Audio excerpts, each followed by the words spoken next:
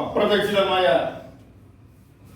ചില രാഷ്ട്രീയ വികാസങ്ങളാണ് കേരളത്തിൽ നടക്കുന്നതെന്ന് സാമാന്യമായി തോന്നാമെങ്കിലും ഇതെല്ലാം നടക്കുമെന്നറിയാവുന്നവർ കേരള രാഷ്ട്രീയത്തിൽ ഉണ്ടായിരുന്നു.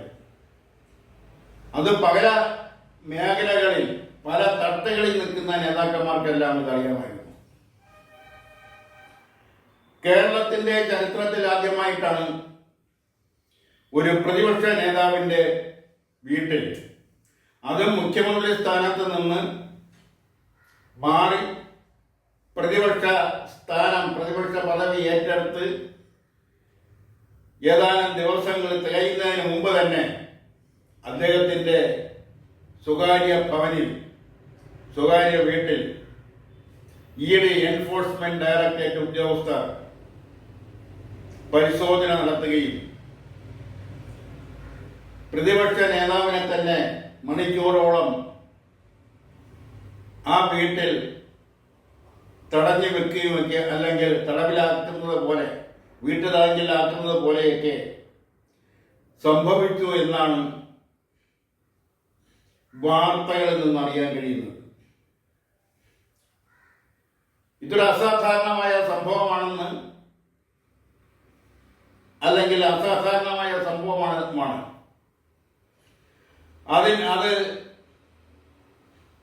അതുമായി ബന്ധപ്പെട്ട സംഭവങ്ങൾ, പോലീസ് ഇടപെടലുകൾ,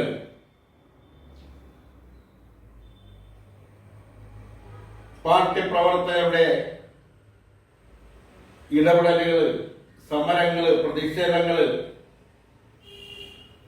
ഇതെല്ലാം കേരളത്തിൽ അങ്ങോളം ഇങ്ങോളം മണിക്കൂറുകൾക്കകം വെച്ച് തന്നെ നടന്നു എന്നുള്ളതാണ് മറ്റൊരു വസ്തുത.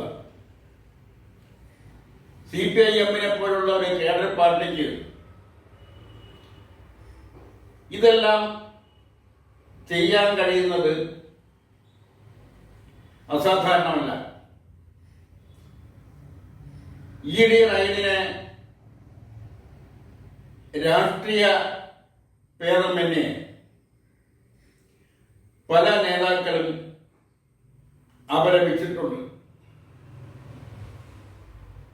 തമിഴ്നാട്ടിലെ DMK-യുടെ മുൻ മുഖ്യമന്ത്രി ശ്രീ MK സ്റ്റാലിൻ, അതുപോലെ തന്നെ ഡൽഹി മുഖ്യമന്ത്രിയായിരുന്ന കേജ്രിവാൾ,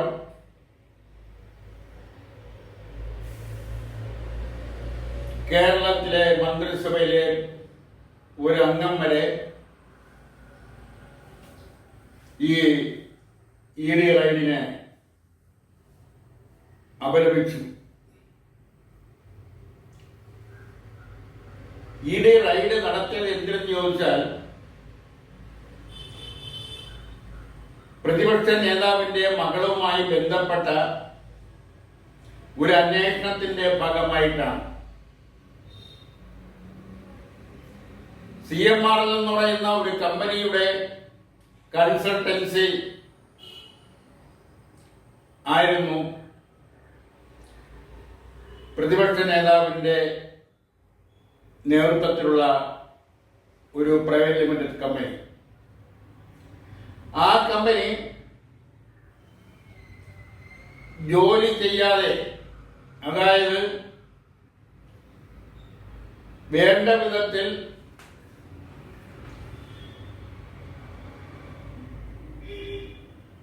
വിഷയത്തിലെ മുഖ്യ കണ്ണിയായ കമ്പനിയെ അവരുടെ പ്രവൃത്തി അല്ലെങ്കിൽ അവരുടെ പ്രവർത്തനത്തിൽ പ്രധാന പങ്കാളിയാവാതെ അവർക്ക് വേണ്ടുന്ന ഉപദേശങ്ങൾ, അവർക്ക് വേണ്ടുന്ന നിർദ്ദേശങ്ങൾ ആ കമ്പനിയുടെ കൺസൾട്ടൻസിയെ വേണ്ട വിധത്തിൽ വിനിയോഗിക്കാതെ വലിയ തുക പ്രതിഫലം കൈപ്പറ്റിക്കൊണ്ടിരുന്നു എന്നുള്ളതാണ് പ്രധാനമായ ആരോപണം.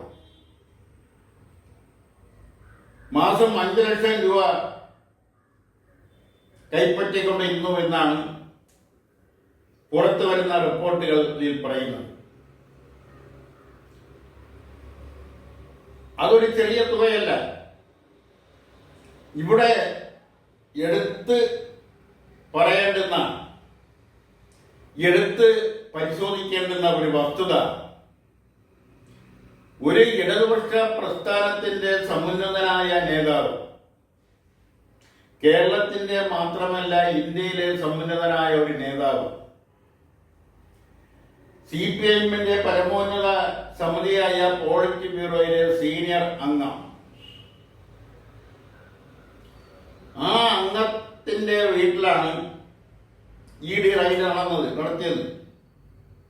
അതുകൊണ്ടാണ് അതൊരു അസാധാരണ സംഭവം എന്ന് പറയാനുണ്ടായ സാഹചര്യം.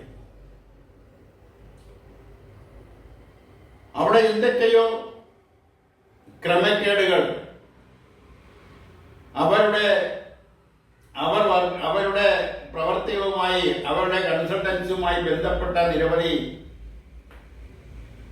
കണക്കുകൾ, അതിലെ ആ കണക്കുകളിലുണ്ടായ പിശകുകൾ, അതുമായി ബന്ധപ്പെട്ടുണ്ടായ മറ്റ് സംഭവങ്ങൾ, അതെല്ലാം പരിശോധനയ്ക്ക് വിധേയമാക്കിക്കൊണ്ടിരിക്കുകയാണ്. അതുമായി ബന്ധപ്പെട്ട അവരുടെ പല അക്കൗണ്ടുകളും ഫ്രീസ് ചെയ്തു. ഒരു അക്കൗണ്ട് മാത്രമേ ഫ്രീസ് ചെയ്തിട്ടുള്ളൂ എന്നാണ് പ്രതിപക്ഷ നേതാവ് പറഞ്ഞത്. അത് ശരിയോ തെറ്റോ ആയിക്കൊള്ളട്ടെ, അല്ലെങ്കിൽ അത് ശരിയായിരിക്കാം. എന്തായാലും റൈഡ് നടത്തിയത് സാധാരണക്കാരന്റെ വീട്ടിലല്ല, സാധാരണ ഒരു ബിസിനസ്മാന്റെ വീട്ടിലല്ല. ഇന്നലെ വരെ കേരളം ഭരിച്ചിരുന്ന, അല്ലെങ്കിൽ കഴിഞ്ഞ 10 വർഷം കേരളത്തിന്റെ മുഖ്യമന്ത്രിയായിരുന്ന ഒരു ഉന്നത രാഷ്ട്രീയ നേതാവിന്റെ വീട്ടിലാണ് റൈഡ് നടത്തിയത്. ഒരു പ്രവർത്തകനെ സംബന്ധിച്ചിടത്തോളം ആ പൊതുപ്രവർത്തകന്റെ ജീവിതവുമായി ബന്ധപ്പെട്ട എല്ലാ കാര്യങ്ങളും ട്രാൻസ്പെറന്റ് ആയിരിക്കണം. വ്യക്തിജീവിതം, സാമൂഹിക ജീവിതം, കുടുംബജീവിതം, കുടുംബത്തിലെ അംഗങ്ങൾ, അവരുടെ എല്ലാ കാര്യങ്ങളും സുതാര്യമായിരിക്കണം. എങ്കിൽ മാത്രമേ ജനങ്ങളുടെ അംഗീകാരം ലഭിക്കൂ, ജനങ്ങളുടെ വിശ്വാസം ആർജിക്കാൻ കഴിയും.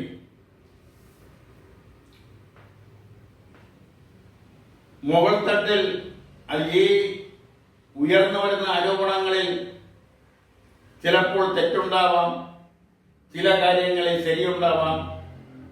അതെല്ലാം ഇനി അന്വേഷണ വിധേയമാക്കിയതിനു ശേഷം അതെല്ലാം പരിശോധിച്ച് വളരെ വിശദമായ അന്വേഷണത്തിന് ശേഷമേ അതിൻ്റെ യാഥാർത്ഥ്യങ്ങൾ എന്താണെന്ന് പുറം ലോകത്തിന് അറിയാൻ കഴിയും. എന്തായാലും ഇത്രയധികം കോളിളക്കമുണ്ടാക്കിയ ഒരു സംഭവം EDയുടെ എല്ലാ കാര്യങ്ങളും അല്ല, ED ഒരു സുതാര്യമായ എല്ലാ കാര്യങ്ങളിലും സുതാര്യമായ ഒരു അന്വേഷണ ഏജൻസിയാണെന്ന് അത് എല്ലാ അർത്ഥത്തിലും സുതാര്യമാണെന്ന് വിശ്വസിക്കാനുമാവില്ല. അതിന് ഉദാഹരണമായി പലതും ചൂണ്ടിക്കാണിക്കാനുണ്ടാവും. എന്തായാലും ഈ പരിശോധനയും അതുമായി ബന്ധപ്പെട്ട പ്രശ്നങ്ങളും തുടർന്നു വന്ന EDക്ക് നേരെ ഉണ്ടായ പ്രതിഷേധവും ആ പ്രതിഷേധം ED ഉദ്യോഗസ്ഥരെ ഉപദ്രവിക്കുന്ന നിലയിലേക്ക് മാറിയതും അതുമായി ബന്ധപ്പെട്ട അറസ്റ്റുകളും അറസ്റ്റ് ചെയ്യപ്പെട്ടവരെ റിമാൻഡ് ചെയ്തതും ഇനി ഉണ്ടാവാനിരിക്കുന്ന സംഭവ വികാസങ്ങളും ഒക്കെ കൂട്ടി വായിക്കുമ്പോൾ എവിടൊക്കെയോ എന്തൊക്കെയോ സംഭവിച്ചിരിക്കുന്നു എന്ന് കരുതാണ്ടിരിക്കാൻ വയ്യ. അത് എന്താണെന്ന് വരും ദിവസങ്ങളിൽ പുറം ലോകം അറിയുമായിരിക്കും.